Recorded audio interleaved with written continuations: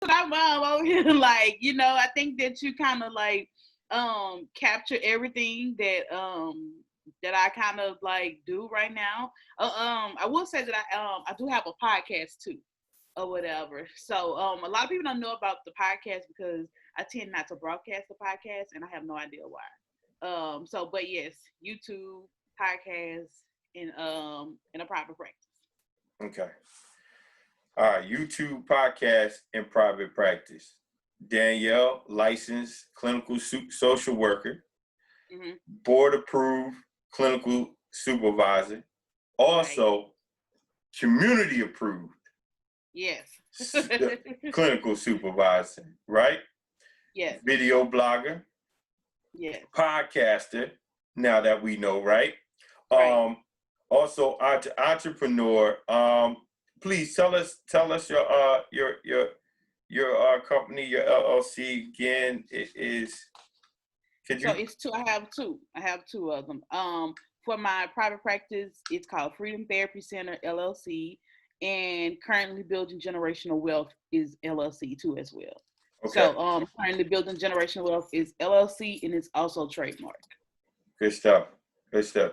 Two things that I know that we need, and like I said, you're extremely valuable to the community, and the community needs to know how valuable you are Right. to us. Here we go.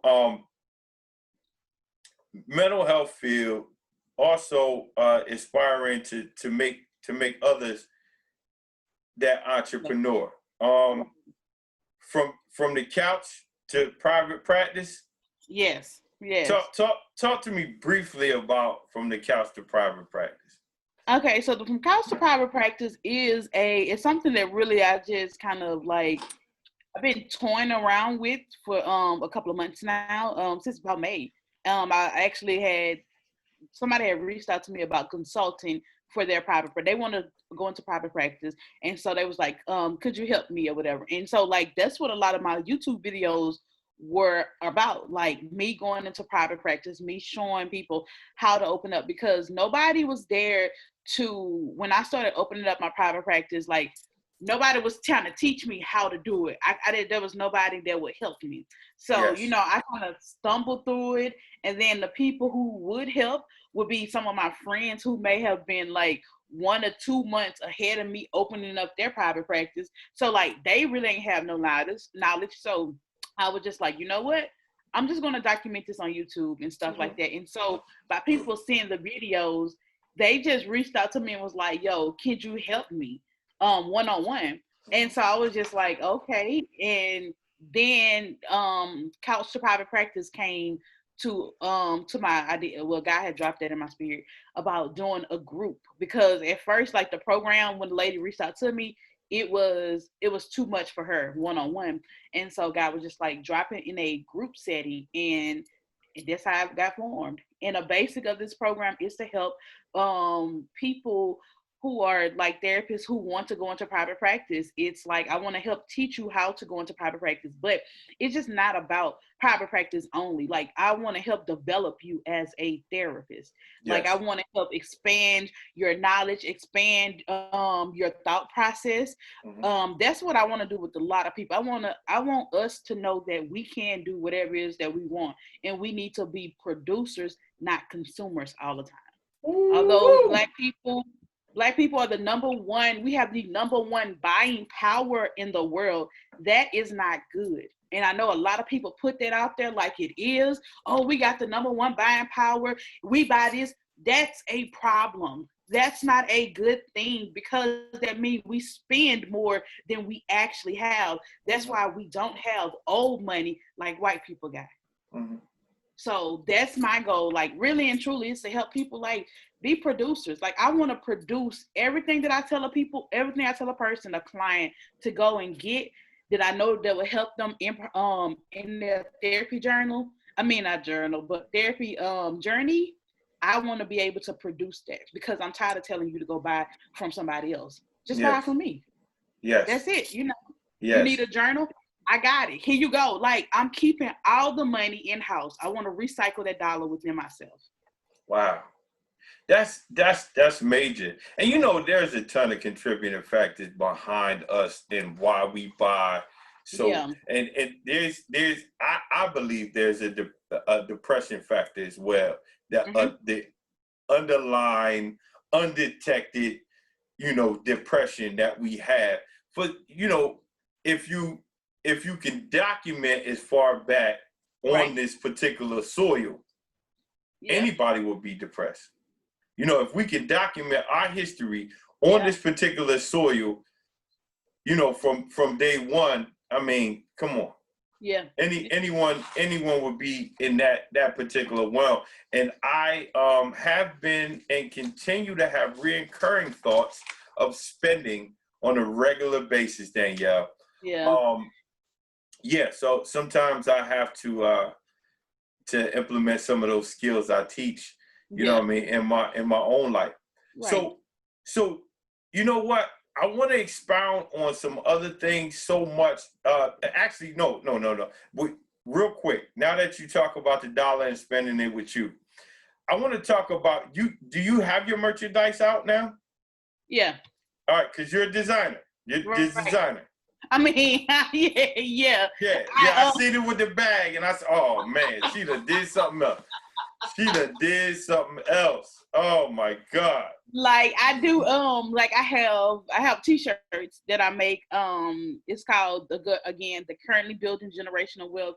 Um, that's on a shirt because it's a statement and it's what I'm doing. Like I don't have generational wealth. A lot of people, a lot of African American, we do not have generational wealth. So I want people to know that although I don't have it, but I'm building it, and I'm currently building it right now. And so it's a statement shirt. It's a reminder that you know what you're doing, the sacrifices that you're making. Like I usually have on a shirt every day, point blank. Really? What? Yes, like some type. I have in variations of color. Like usually when I do interviews, I make sure to have on my own brand again. Like I want to keep the dollar within my community, within myself or whatever. So, you know, t-shirts, the currently building generational wealth t-shirts. I also have t-shirt that says restore black finances. My stuff is more so statement pieces and things of that nature. And I have that bag that you're talking about is Yeah, a yeah, yeah, yeah. it's actually a tote bag for the people who join Okay. to private practice programs. Like All I right. love this All clown. right. I had told people Hey, fine. listen. And it's not a pocketbook. No. Before disclaimer, before I say what I'm about to say, it's not a damn pocketbook. It's a bag. All right. It's And a tote no, bag. because I was going to tell you I'm going to get me one of the bags, but before I said it, I had to say, you understand what I'm saying to you? You get what I'm saying? And even the haters will take this out because the haters are talented. Yeah. Even the haters will take this out and say, "Yo, Herb want a bag." He said he wanted a bag. I told you about him. Yeah, yeah. But I'm going to get one. I'm going to definitely get one. All right. I'm gonna jump in, like I said, I'm gonna jump into a list of questions that I want to ask you about the current pandemic. Okay. All right, because this is the hood's response to the current pandemic. All right. And I wanna get your take on this because I do respect your opinion. Okay. I definitely respect your opinion, and I know the community is definitely going to respect it. Right. In your words, what is COVID-19? COVID-19 What is it? First of all, it's real. Okay. Okay. I want people to really and truly understand what COVID-19 is. When I say that it's real, COVID-19 is wreaking havoc on our community. Yes. COVID-19, if we are not careful, will almost be another genocide for African American people. Ooh. If we are not careful, because again, we are dying at an alarming rate. And I can even say one of the reasons why I couldn't do the podcast with you yesterday, you know, is because I went to a funeral for my best friend mom. who died from COVID-19. Like when I say that I am it so is sorry to hear that. taking our community, Yes. and we around here acting like it's just it's not out here, like we can't catch it. And I have, and I even have people in my own family that are like just out here like, oh, it ain't real, or it's nothing, or it's no, like it is real, and it could be the next genocide if we're not careful with taking this serious, staying at home, and things of that nature, and really practicing, social distancing and masks. And I know that it's hard for us to do that, but we have to. We have to protect us. So it's a silent killer. Yeah. Is it safe to me? Is it safe to say that Danielle is saying that COVID-19 is a silent killer? Amongst other things that are killing us, and it's killing us faster. Let me say, it's killing us faster than our underlying issues that we have. It's a larger contributing factor. Once it comes into play, once it's here inside of the African American body, it becomes a larger contributing factor. Yeah. Right? Mm-hmm. And that's cool to say? All right. I would say that. Okay. What do you think that you're doing right now to be and stay safe? Right now, to be and stay safe, I stay at home. Like, I will say that me as a person, I am an introvert by nature. I know some of my videos may say that I'm not. Yeah. But by nature I'm an introvert. Makes sense though. No, it does. I mean, because the comfort in front of the camera. I mean, all right. Yeah, just go ahead. Run it. Go ahead. But yeah, so like, just me making sure I am social distancing myself, and I know that is hard. And even as an introvert, it has become hard because it's just been so long. But making sure I'm doing telehealth services right now for everybody. I'm not going back into the office until 2021. So like really and truly just social distancing, staying at home when I can stay at home, and just trying to stay safe. Like I have a mom that is older. Like I go see her once a week, but like we still social distancing ourselves too, and she's wearing her mask. So I'm remembering, like, even though I may get it, but I'm also thinking about everybody else that's around me, that if I'm not careful, they can get it. And I would hate to be the one that caused infection in somebody else and they passed away. So really and truly following what the CDC say, staying at home, social distancing, washing my hands, and being a part and being creative in the things that I do. Like I'm not just saying, oh, I got to stay at home, but I'm creating stuff while staying at home. I think that if we stop being so focused on, oh, I got to stay at home, but think about creative ways. Like Zoom has just taken off. Like you said, this is the new thing for us. And so, new normal. Like, you're right. New normal. If we can just spend time and focus on creating stuff and creating ways to communicate with people so that we can still have that vibe like we was right there with people, I think that it'll be much better, and the numbers will start decreasing. Well, I definitely want to go back to that. Because I had a thought. Mm-hmm. But I have to ask you this last question. Do you think as a community, as our particular community, we're doing enough to be and stay safe? No, I don't think that we are. I think that we can do a little bit more, as far as in, and I know that down here in the South, we love family gatherings. I get it, and that's one thing that I'm struggling with right now is our not being able to be around my family as much as I like, but really practicing social distancing with family and wearing a mask and things of that nature. And so like really trying to practice that social distancing. And again, another thing too, the reason why I feel like we're not doing enough is because a lot of us are essential workers and we can't help it. Like we have to go out. We have to work at the stores.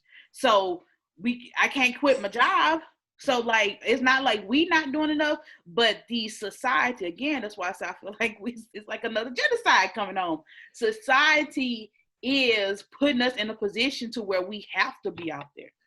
Danielle, all right.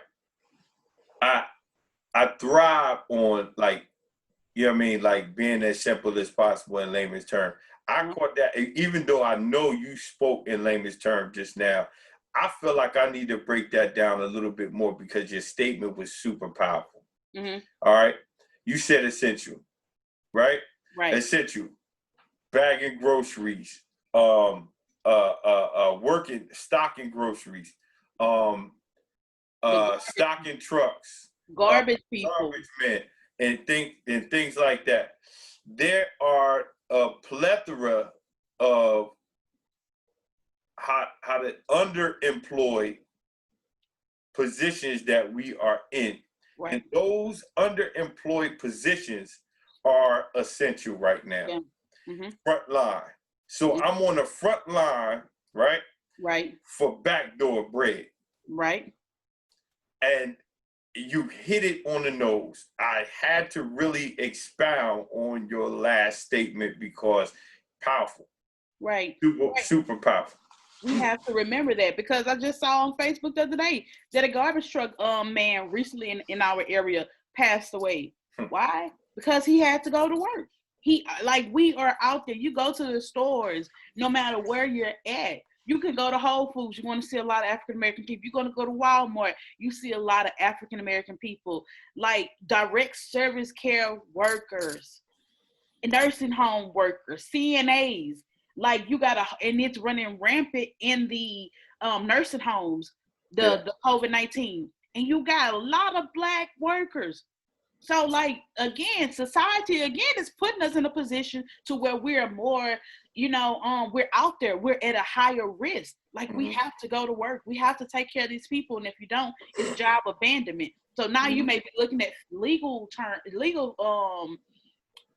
things or whatever. So like, it's like, what can you do? It's almost like, damned if you do and damned if you don't. Absolutely right. Absolutely right. And another thing is that we're social. We're social beings. We like to see things. My children were, when this COVID-19 thing first started, my children were going to school online. And it was like, all right, well, my son, he was doing great, but my daughter, she's a hands-on. Yeah. She's social.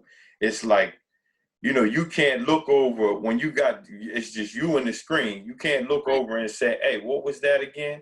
Right. You understand? You can't look over and say, hey, what did they mean by, X, Y, and Z? So yeah, it's actually destroying our community. And another thing is that I'm gonna say for us,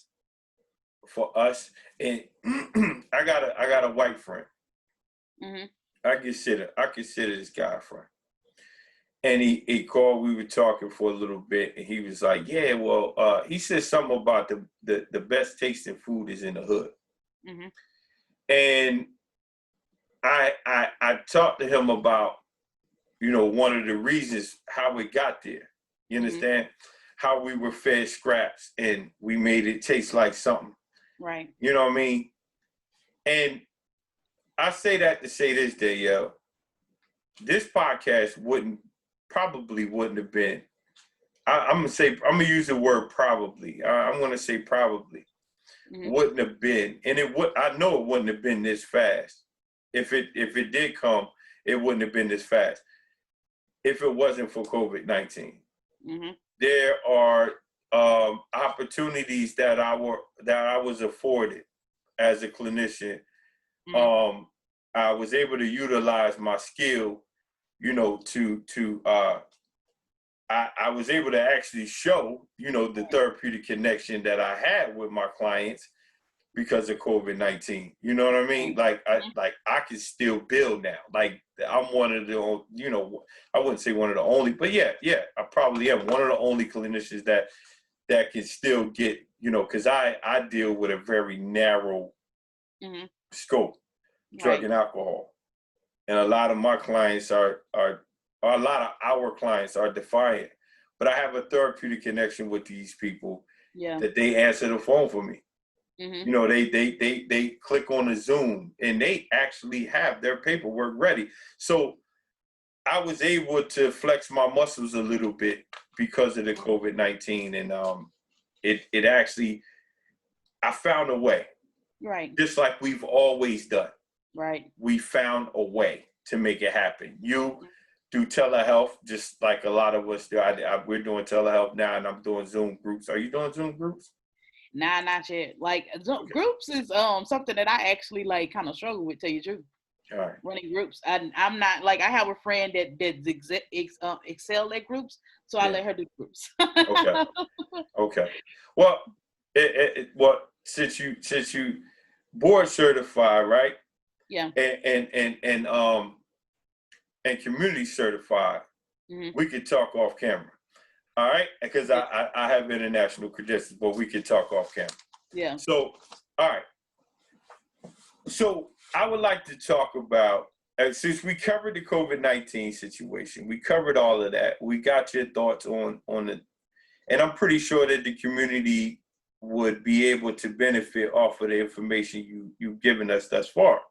Mm-hmm. I would like to know more about Danielle and more about the energetic Danielle, more about because you show a lot of desire for what you do. You show a Yeah. lot of heart for what you do.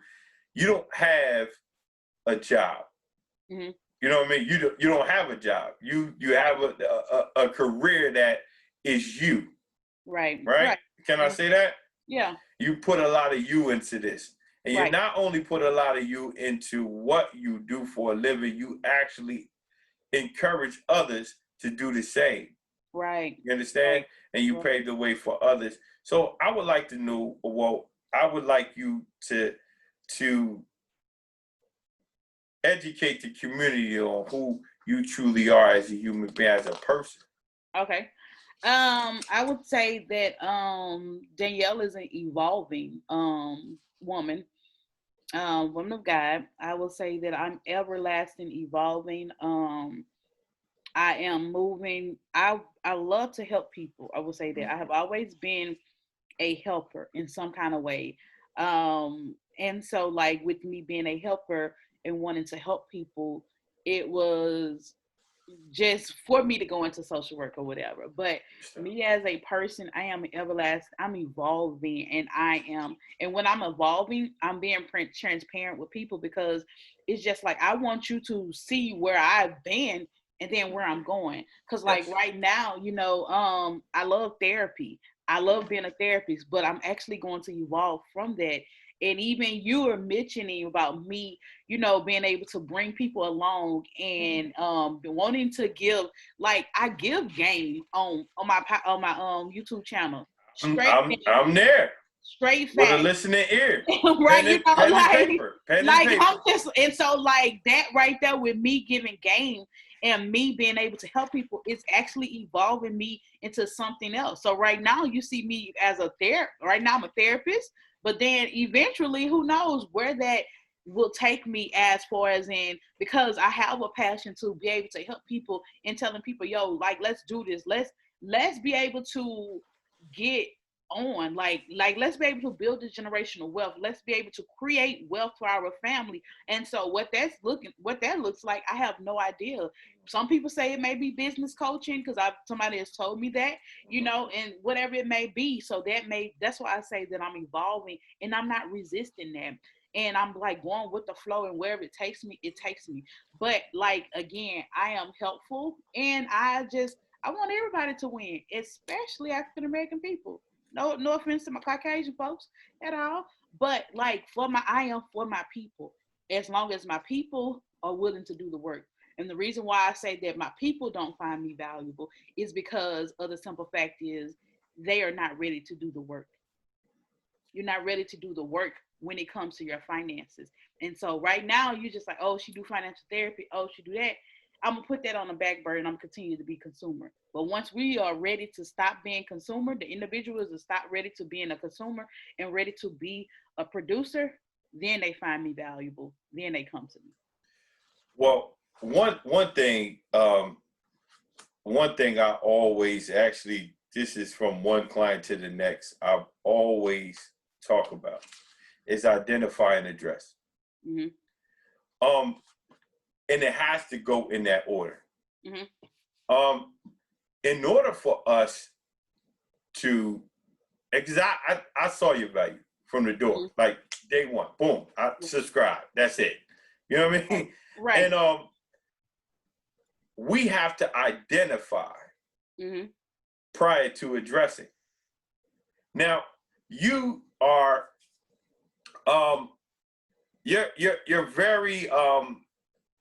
you're very useful, right? Mm-hmm. Yeah. In me addressing what I need to address. Right. You understand what I'm saying to you? Yeah. But prior to all of this, I had to identify. So listen, if I would have clicked on your YouTube 10, 15 years ago, Right. you know, I'm passing right by it. Right. I'm looking. I would have been looking for some gangster shit. So no, and this is real. This is real talk. Yeah. But where I was, right, Mm-hmm. identifying what my true mission was and where I needed to go, I knew that. All right, cool. I need to subscribe. Right. You understand what I'm saying? So right. I'm actually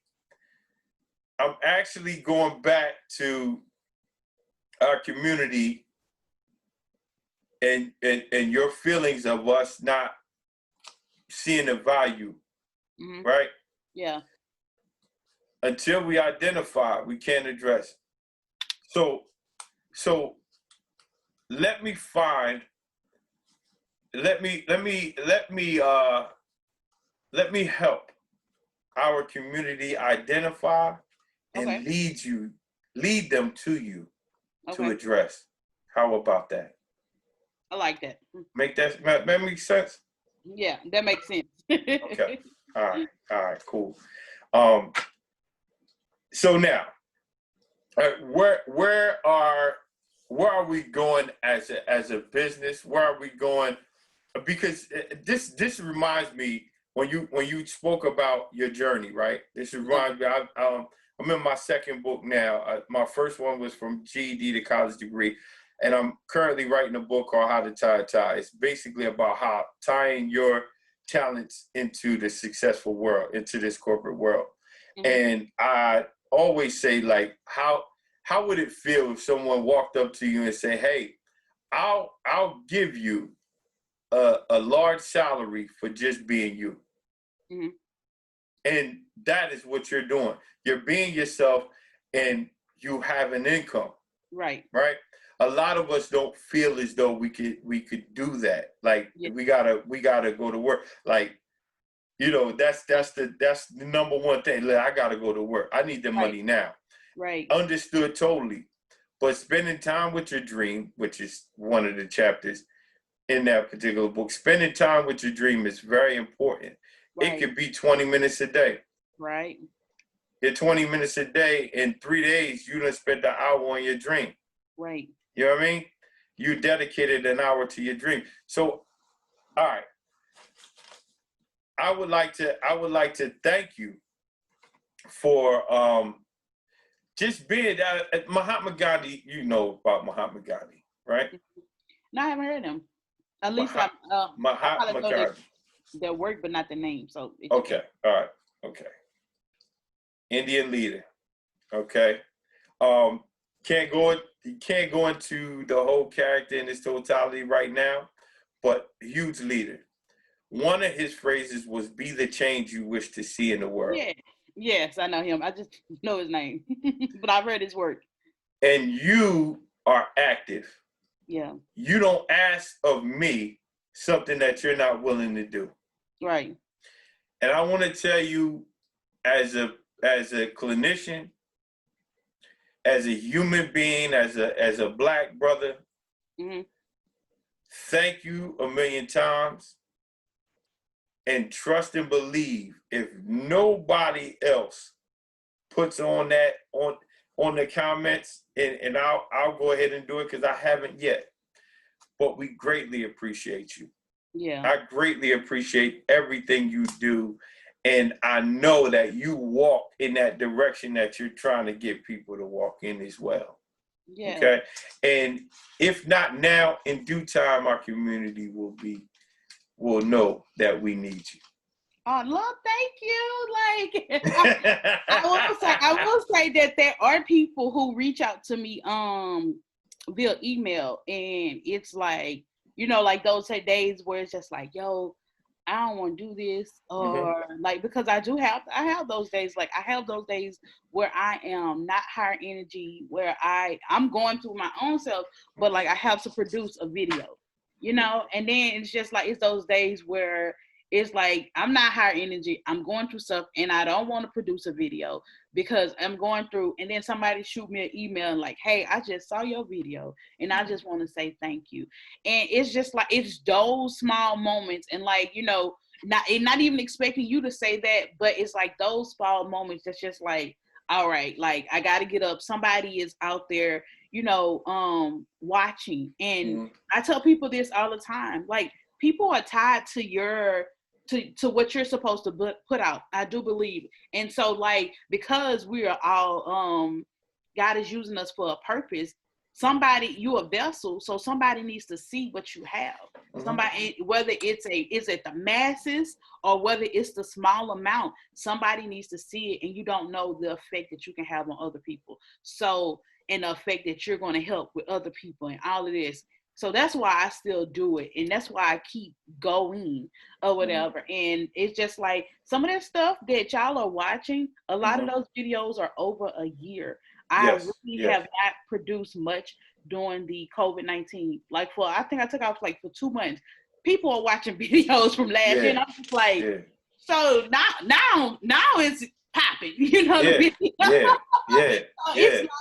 it's like stuff like that. And so I encourage anybody, yo, like, bet on yourself. And because we put in hard work for everybody else, for all these other people. We put in work, and and that's my thing. I have built 2 companies from the ground up. And what I mean that, as far as in when I was a worker, it was a new company that came into town. They needed people to work. I was hands-on with working there. Went to another company, did the same thing. And so I was like, if I can do that for them, what make you think I can't do that for myself? And I did. Good stuff. Good stuff. Continue to be that example. Please continue to be that example. Could you give the community ways to contact you, please? Oh, okay. So everybody can. I am on where I'm at. You can contact me via email at freedomtherapycenter@gmail.com. I'm on YouTube, Danielle Bailey, LCSW. I'm on Instagram at the Millennial Money Therapist. And I have my podcast is Southern Therapy Podcast. Thank you so much. You can't be a stranger, please. You cannot be a stranger. The community needs this information. I would love to have you back to break down finances, break down what generational wealth is. Yes. Break down what we can do and how we can do it, stuff like that. What you think? I think so, because generational wealth is just not money. So we'll come back and discuss that another day. Generational wealth is just not money. That's what I'm talking about. Understand that. This interview has been huge to me. Seriously. This is definitely part of making my dreams come true, and I appreciate you. Thank you so much. And we will be in touch. We will keep in touch, and I will make sure that, okay? Thank you so much. Thank you for having me. Like, I really enjoyed this interview. I really did. I enjoyed it as well. It didn't even feel like an interview. And that's the ones that I'm gonna tell you. Let me tell you something. I'm gonna tell you a secret. Since I've been doing this, and I'm going to air this. I'm going to air this part. I'm going to tell on myself. I'm snitching. Right? He's like, I'm snitching. Yeah, I'm snitching on myself. There's been a lot of interviews that I've done here, right? For people all over, right? Yeah. I don't post them all. Okay. Because if it feels like an interview, I don't want shit to do with it. That's how I look at it. Right. It feels like an interview, I don't want nothing to do with it. But if it feels like conversation, it feels like I'm home, it feels like, you know what I mean, like, yo, I'm looking for the barbecue, then that's the damn interview. That's what I want to post. Right. And I'm looking for some barbecue. Yeah. All right, get the hell out of here. I ain't making the potato salad though. No, I can't you ain't doing the potato, huh?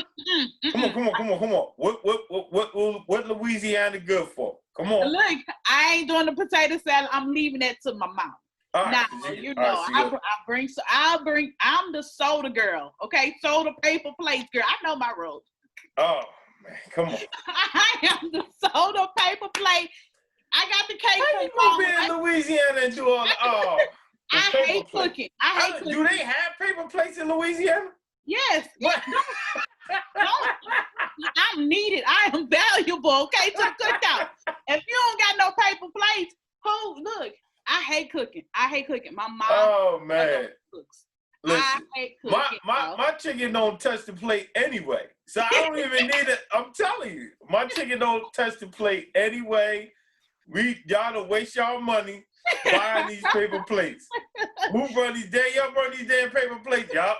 She done wasted her time buying these paper plates because guess what? My chicken ain't touching the plate. But and Danielle, I'm bringing the off-brand sodas too. So and the off-brand. Oh my goodness! I'm bringing a big cake. I got one of you